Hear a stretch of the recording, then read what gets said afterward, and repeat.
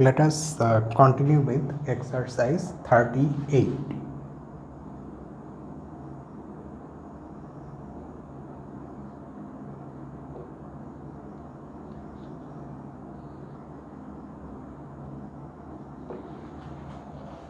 So this one has two subgroups. Let H and K be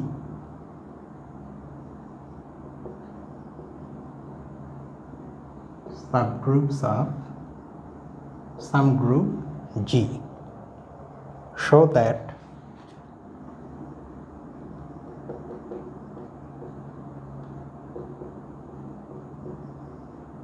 their union is a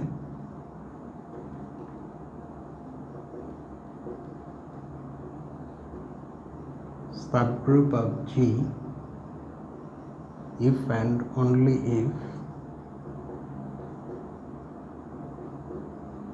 either H is contained in K or K is contained in H. So we have to prove it's a double implication. If this happens, then this is a subgroup. Conversely, if this is a subgroup, then one of these should be true. So let's show the easier one first. If H is a subset of K, then H union K is equal to K,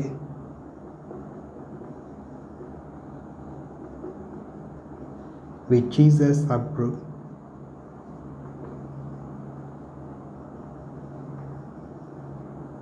of G. On the other hand, if K is a subset of H, then H union K is equal to H, which is also a subgroup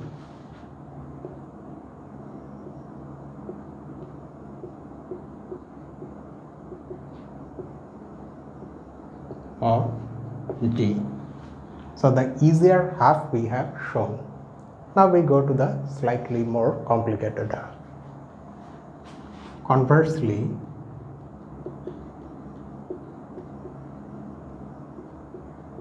let H union K be a subgroup of G. We need to show that either H is a subgroup of K or K is a subgroup of H, because these are themselves groups, so you can say like that also, K is a subgroup of H. Suppose neither of these two is true. Suppose, then we will try to arrive at some sort of contradiction. Suppose H is not a subset of K and K is not a subset of H. Then, by the very definitions of these negative relations or negative containments, we have elements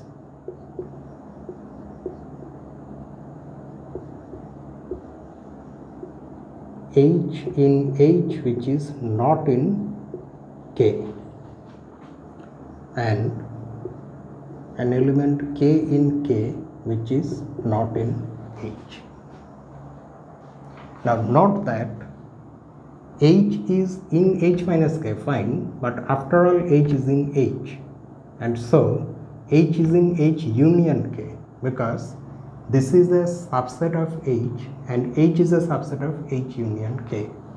Similarly, this small k is an element of again H union K because it is in K. Now, since H and K are both elements in H union K, and the union according to our hypothesis is a subgroup of G.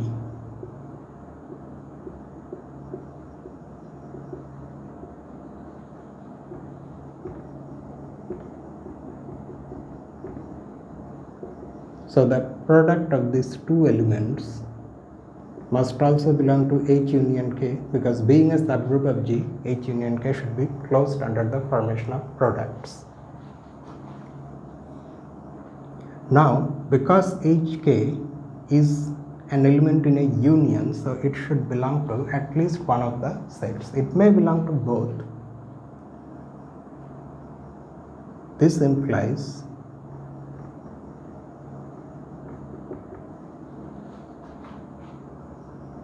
HK belongs to H or HK belongs to K.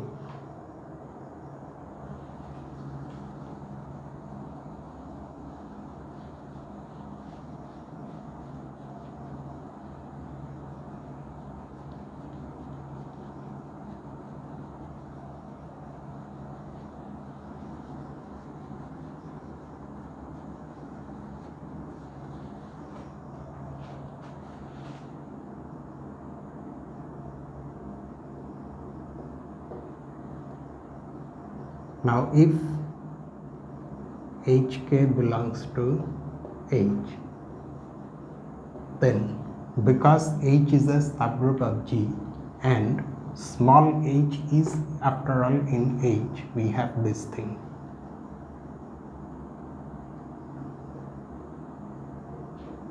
H inverse HK belonging to H, which is a contradiction. Why is it a contradiction? That's because our choice of K tells us that K cannot be in H. Here, however, we have shown that K is in H, so it's a contradiction. The other possibility also leads us to a contradiction like this. If, on the other hand, HK is an element in K, then due to the fact that K is in K, we have this H equal to HK, K inverse belonging to K, which is a contradiction again.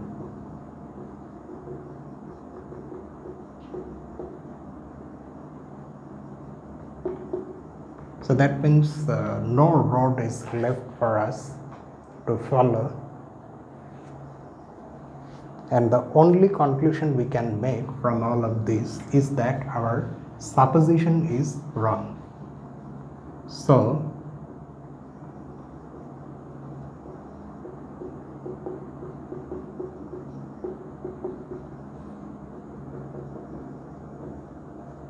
supposition is wrong, i.e.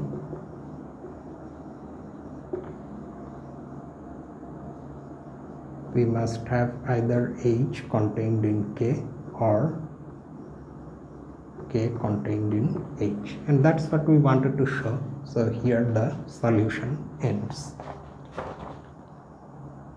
Next,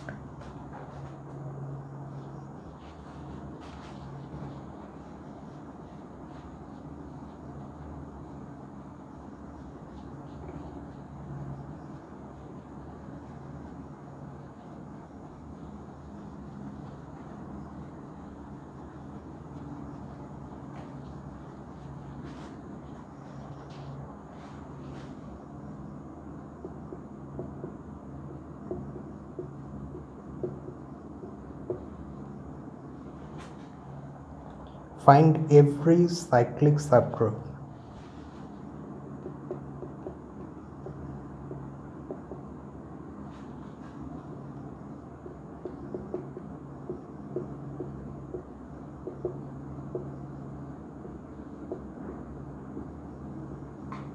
of each of the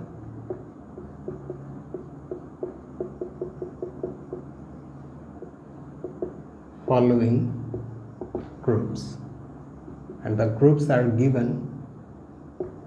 The first one is the modulo groups, that 20 of integers modulo 20, where the operation is addition modulo 20. And the second one is this group U16, consisting of all positive integers less than 16 and relatively prime to 16, and where the operation is multiplication modulo 16. Now this exercise is an absolutely straightforward computational exercise, because all you have to do is you have to take each element of, say for example you take Z20 or Z20, there you consider all the elements and compute the cyclic subgroup generated by each element. Now after completing the computation, you will notice that some subgroups turn out to be the same. So you just consider them to be the same cyclic subgroups. So that's how you find all the cyclic subgroups. So this solution is left entirely to you. There is nothing, no twist or no original idea you will need to solve this. It's just a straightforward computational exercise. So this I leave to you.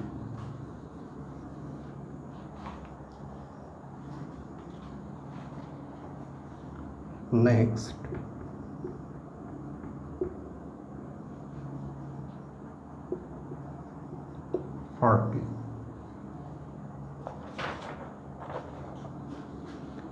let G be an abelian group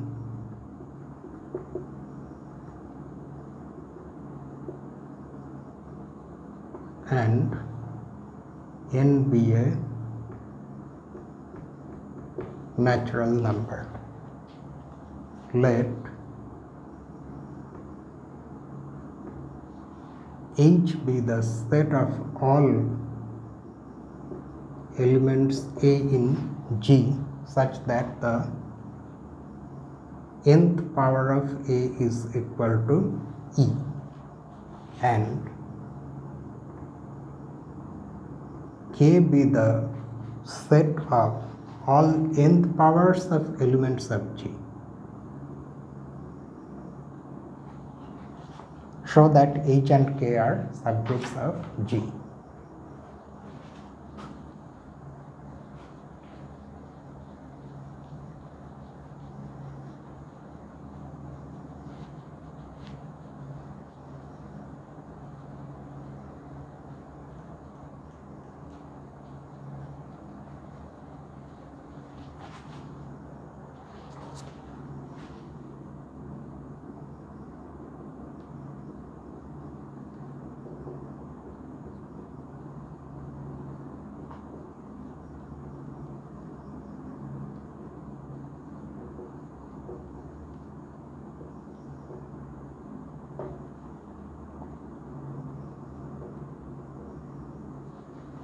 Solution.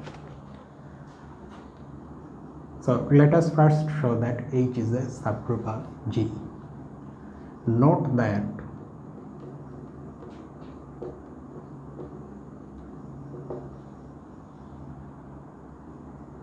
E to the power n is always equal to E, and this is true for any natural number n, which you can prove quite easily by applying induction on n. Here, however, n is fixed, but arbitrarily fixed. This and so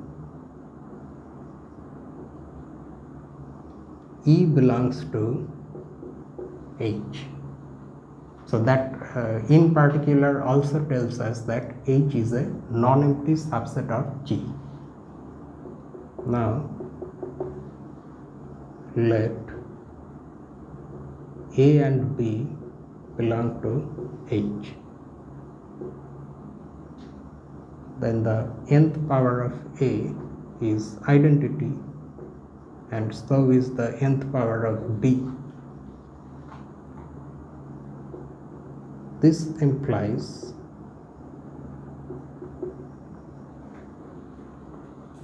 by the rules of exponents that the nth power of B inverse, or let us say we take A inverse because we are considering A first, is equal to the inverse of the nth power of A. This is where we have used one of the rules of exponents, which is the inverse of the identity, which is equal to identity, i.e. A inverse belongs to H.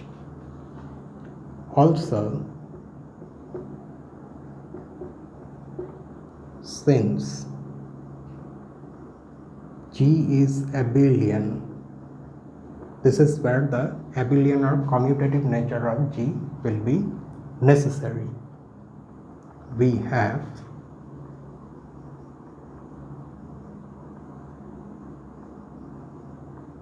this equal to this. This is where we have used the fact that G is abelian. EE, which is equal to E,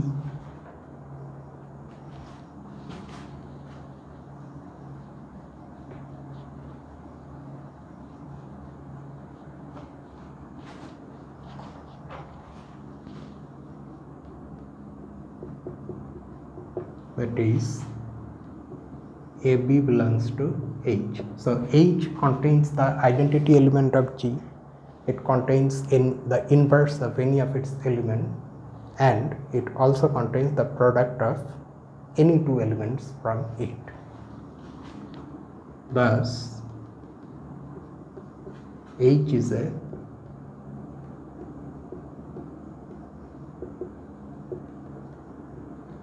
subgroup of G.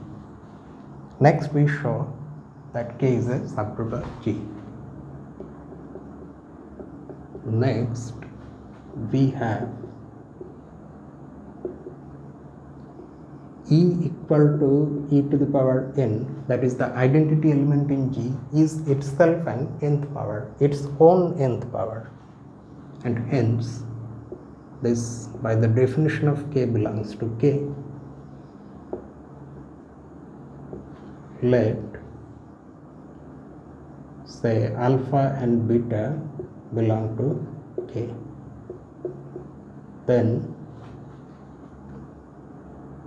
alpha is some nth power.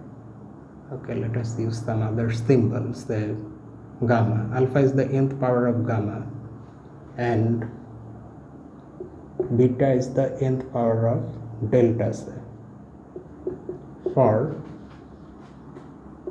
some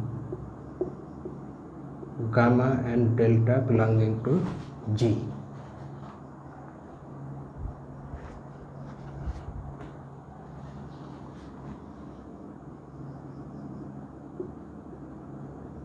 Then first of all, what is alpha inverse?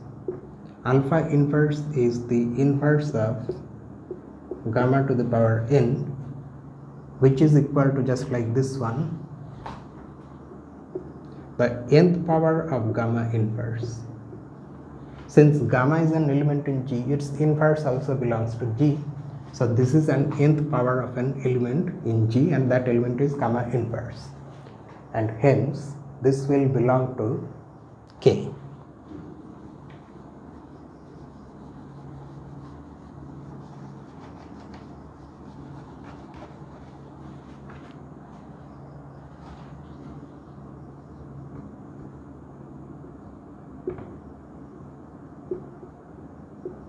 Also, if we take the product alpha beta, then we get this, which is equal to, due to the fact that G is abelian. Again, we are not mentioning that again. Here we just simply are going to write that this is equal to the nth power of gamma delta. Because gamma and delta are group elements, their product is also again an element in G. So this belongs to K. Hence, K is a subgroup of G. That's where the solution ends. Next,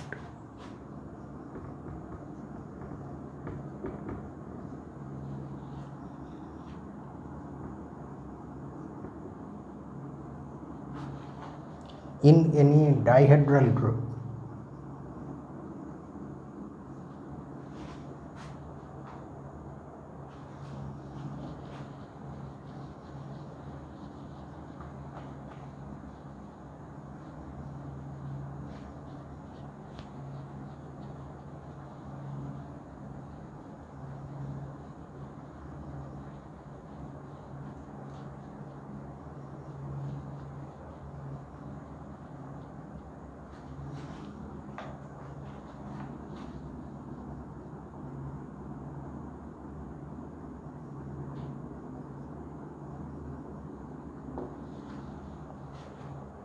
show that a rotation followed by a rotation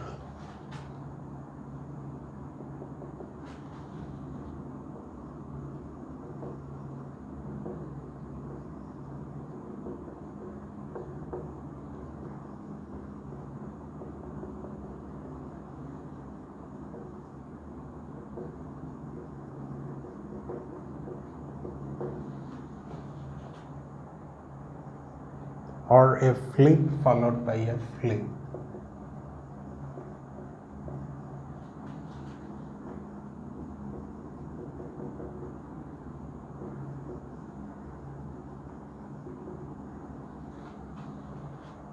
is a rotation.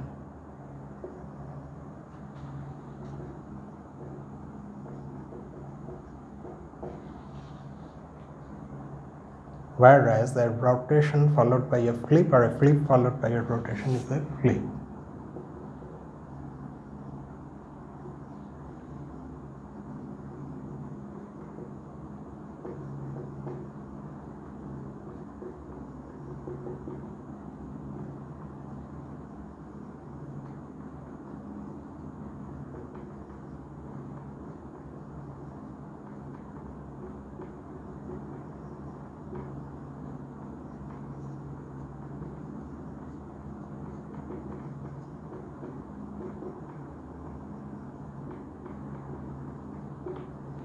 Okay, now here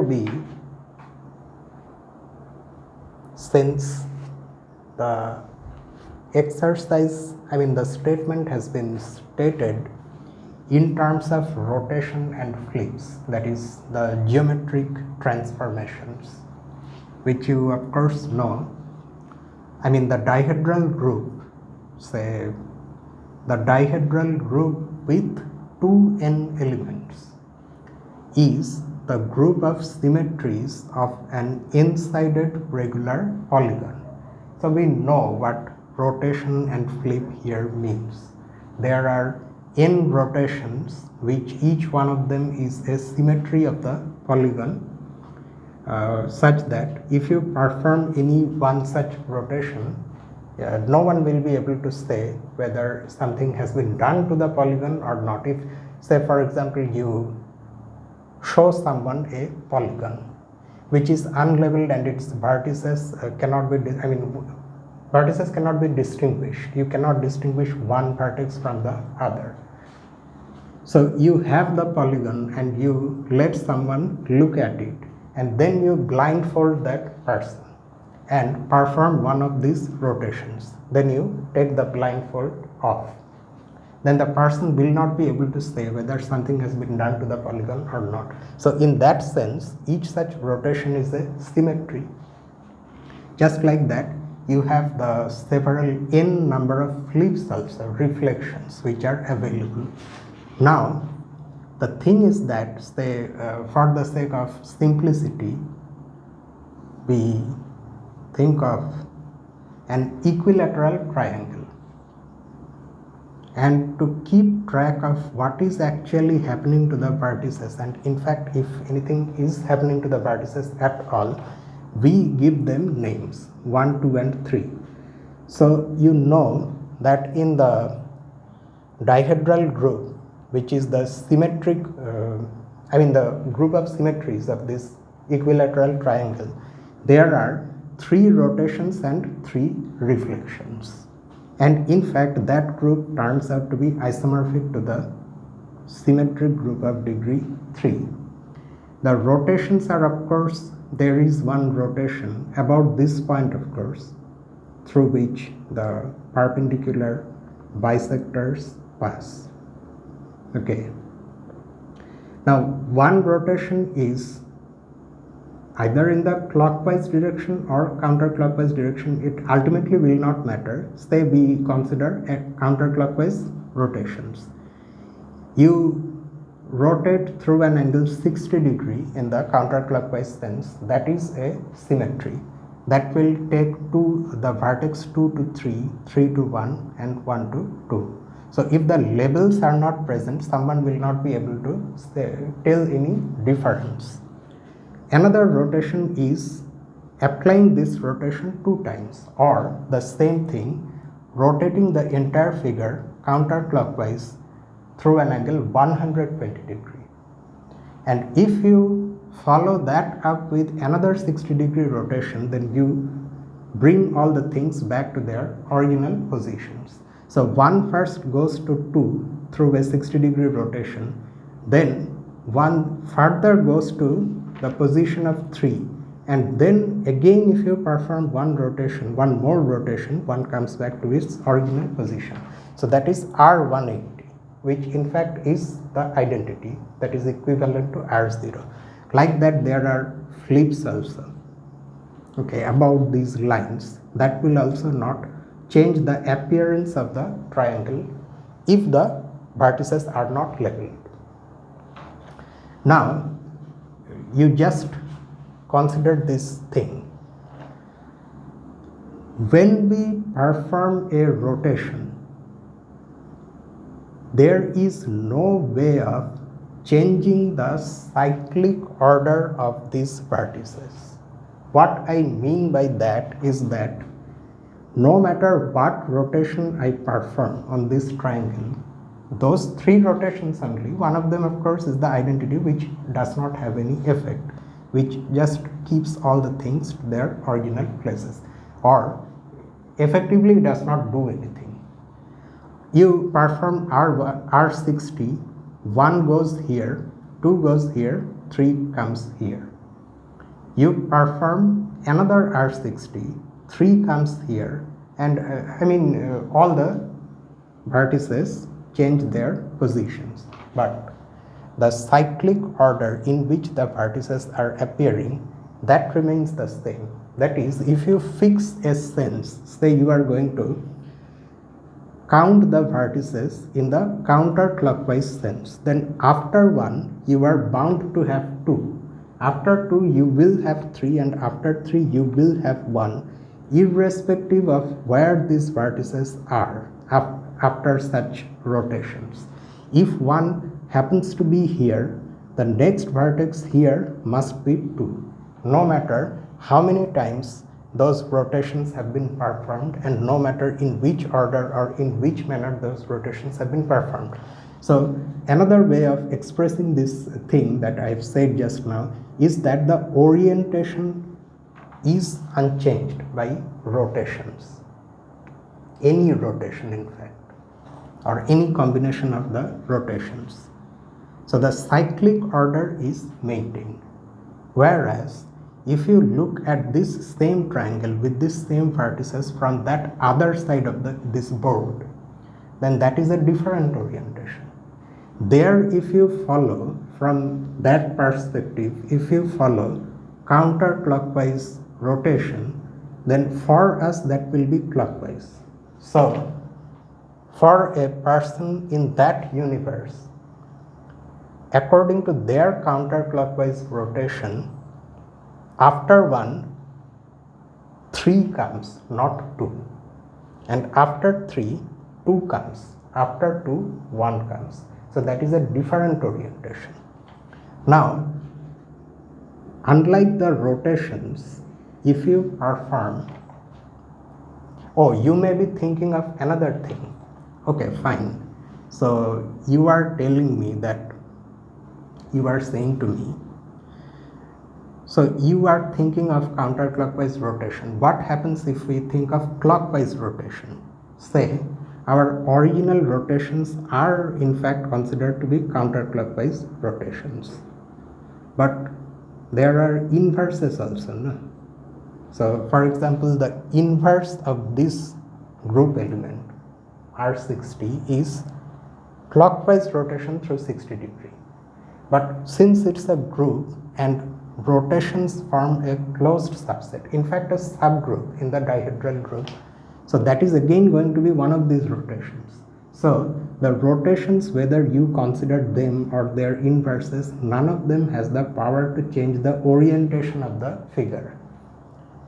Flips, on the other hand, actually change orientation, because you see, if you, for example, if you flip this figure about this axis, say, then 1 remains fixed, 2 and 3 are interchanged.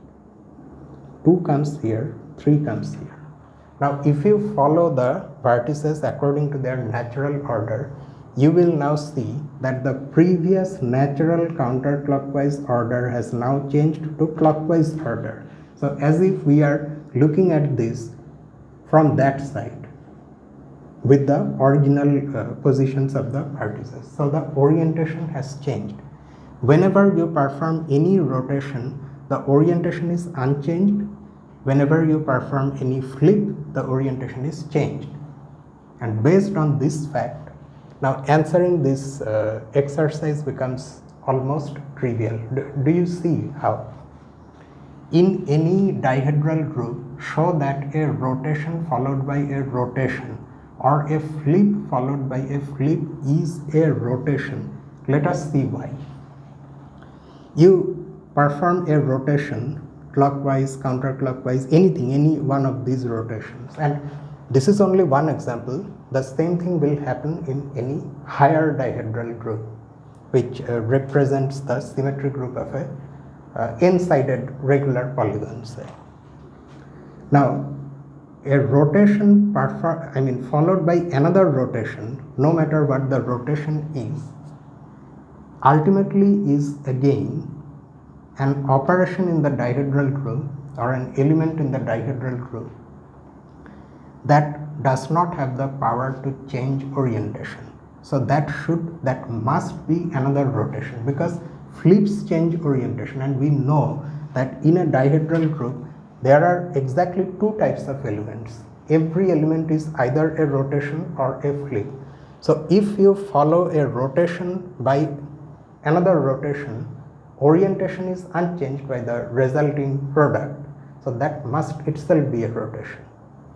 Now what happens when you follow a flip up by a flip? You perform one flip, the orientation changes. You perform another flip, no matter what that second flip is, the original orientation comes back. So that means the orientation after performing 2 flips is actually the original orientation. So it cannot be a flip. So it must be a rotation, because it is either a flip or a rotation. So a rotation followed by a rotation is rotation. A flip followed by a flip is rotation. Whereas if you follow a rotation by a flip, then first of all orientation will not change, but then the flip will change orientation. So the final element cannot be a rotation, because orientation has changed. So that's why it has to be a flip.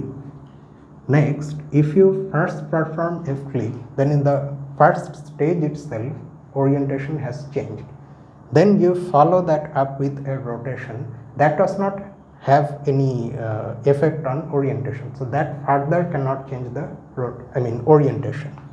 So the first change of orientation then remains like that. So that means orientation has changed. So that is also a flip.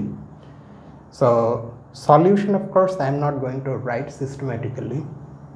You can write the solution like this. We know that the dihedral group with 2n elements is the symmetry group of an n-sided regular polygon. That is an n-sided polygon, all of whose sides are equal. We also know that every element in a dihedral group is either a rotation or a flip, and then you explain these things that, or you just simply, without any explanation, you write rotations do not change orientation of the figure. Every reflection changes orientation of the figure, and then you argue like this. So that's how you get this fact. Okay, so I'm leaving this solution like this.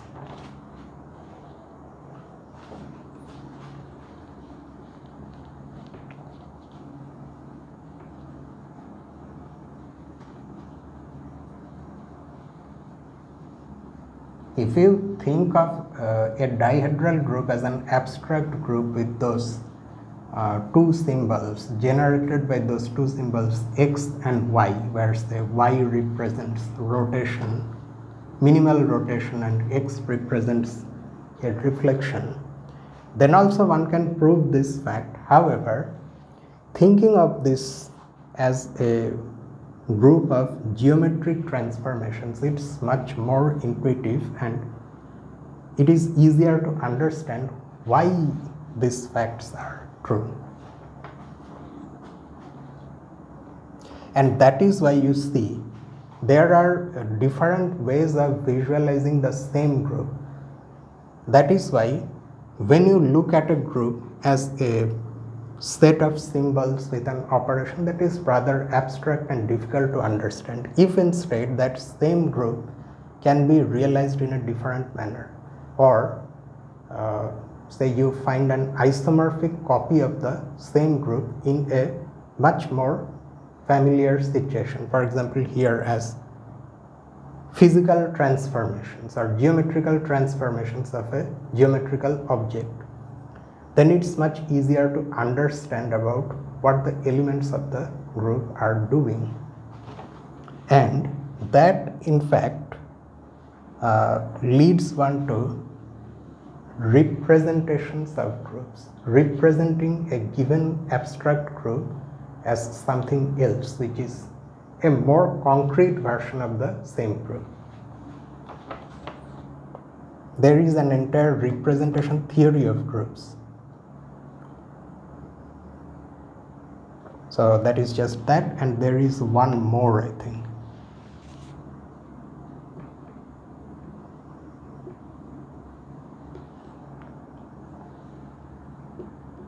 So this is going to consider the set of sequences of integers. Let G be the set of all sequences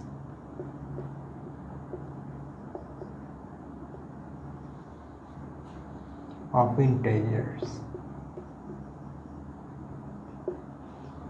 Normally when we say sequences in mathematics without anything else, we mean infinite sequence.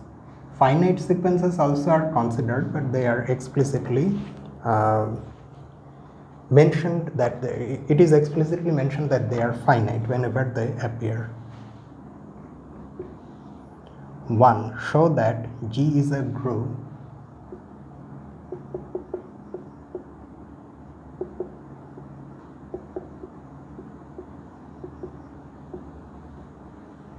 under this binary operation where two sequences are being added together, and the definition of this operation is extremely straightforward. The addition is done component wise, so you add the first component to the first component and so on, and these sums are of course your ordinary sums of integers. Then number 2, let H be the set of all elements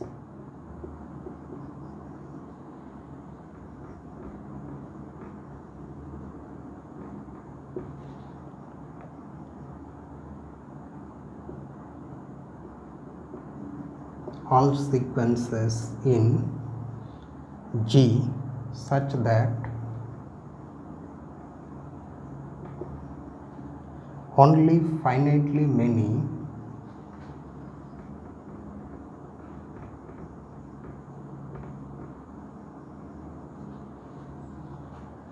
AI are different from 0. So almost all the AIs are 0 except possibly finitely many AIs.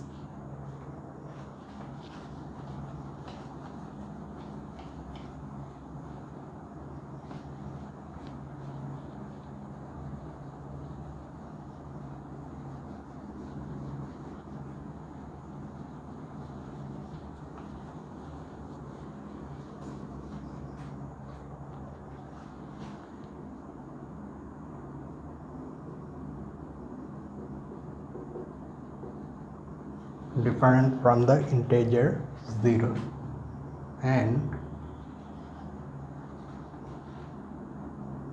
0, 0, this also belongs to H. Actually there was no need to mention this separately. Show that H is a subgroup of G.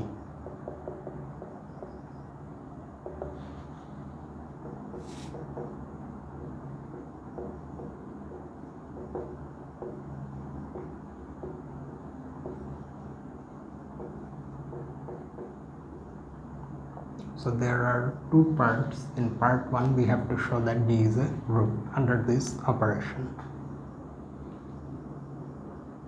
Clearly the sum, we can call this the sum of two elements of G. The sum of any two elements of G is again an element of G. Why? Because these are sequences of integers, each one of them, and this of course also is a sequence of integers. These sums are ordinary sums of integers, so then themselves are integers. That's why we can write like this. Now let next associativity.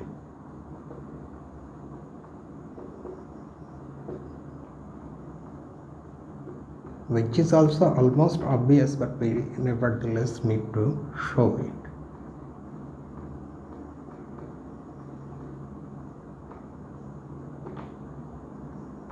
Then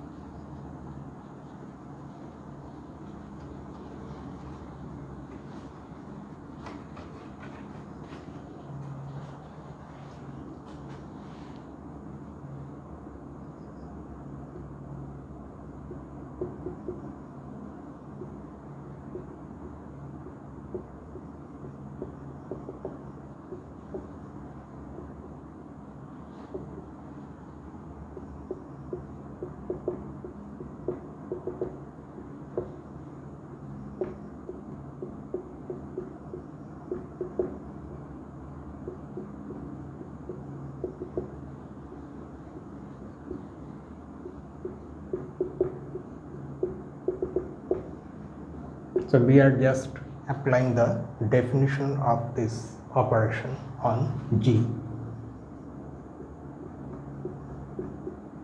Once more we apply the definition, we get this.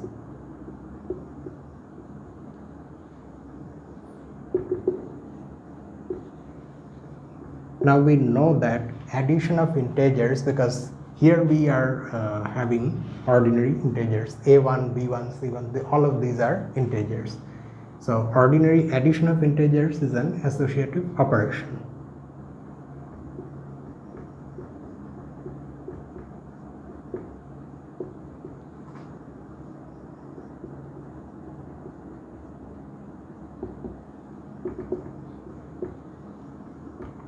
So now we do back calculation.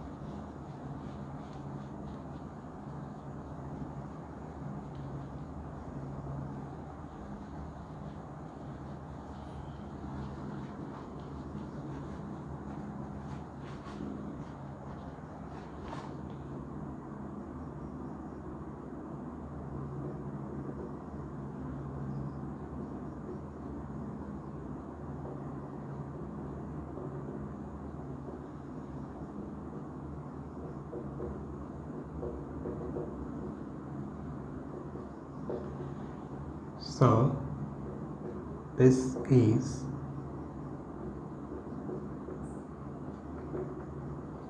associative, and where of course by this symbol we mean the operation that we have defined on G, not ordinary addition of integers. Next we have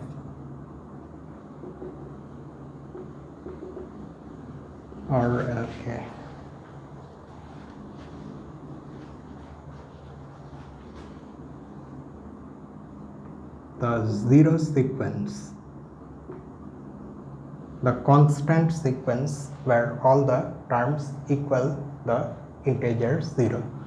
That naturally belongs to G, such that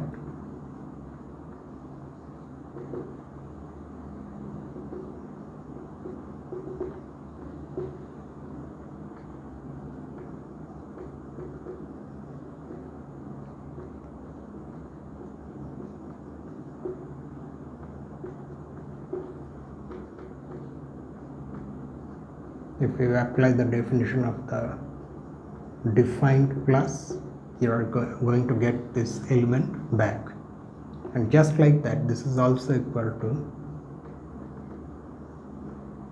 this. That means this zero sequence acts as an additive identity, because the operation we are calling sum, so you can call it an additive identity or just simply identity. The word additive is used when the group is abelian group. This one will turn out to be an abelian group, which you can almost see, which however we need not show, because we have been asked to only show that this is a group. Finally,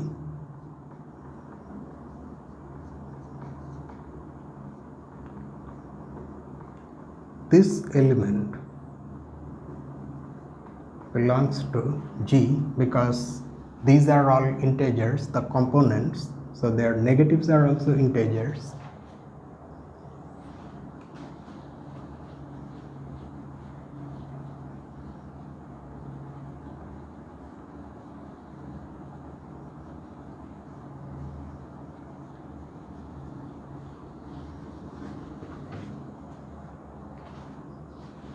Such that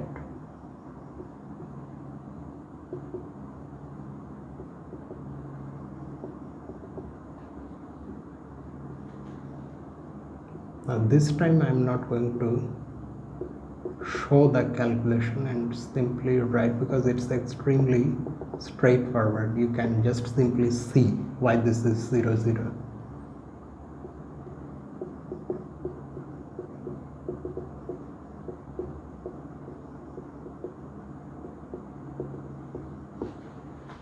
So this element acts as an inverse of this element, and that is why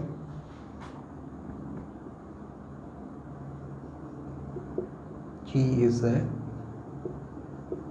group under the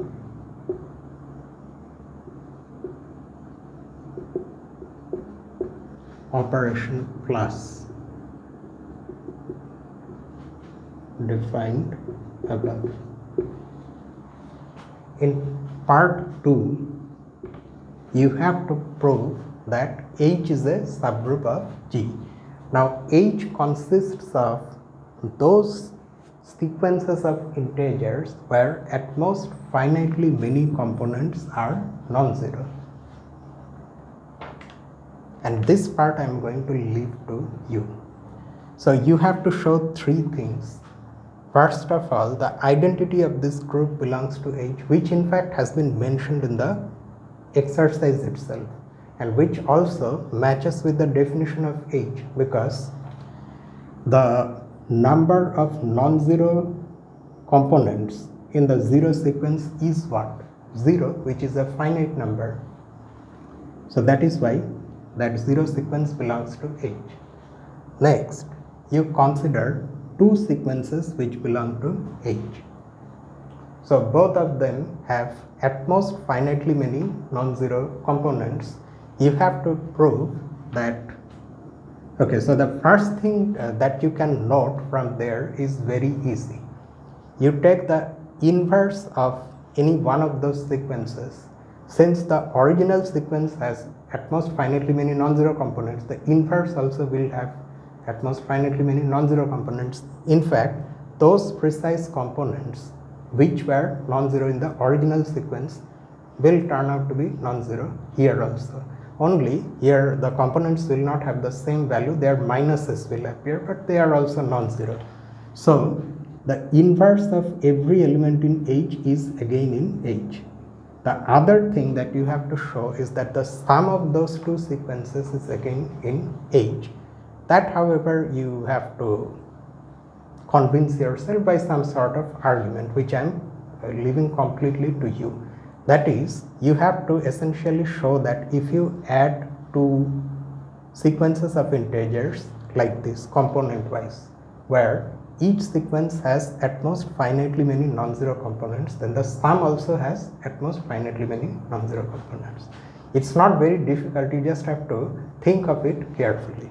So that part I am leaving to you, and with this exercise is over, and this current set of exercises is also over. In the next Lee update, we will move on to the next set of exercises in the coming section. So with that, I end this video.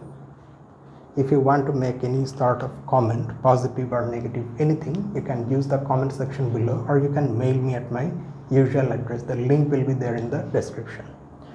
And tomorrow, of course, again we have analysis, where we are going to go further into the theory of infinite sequences. And that's just it for tonight. So see you tomorrow with Tao's analysis. Until then, this is me, Lucifer, from a mathematical room. Have a nice night.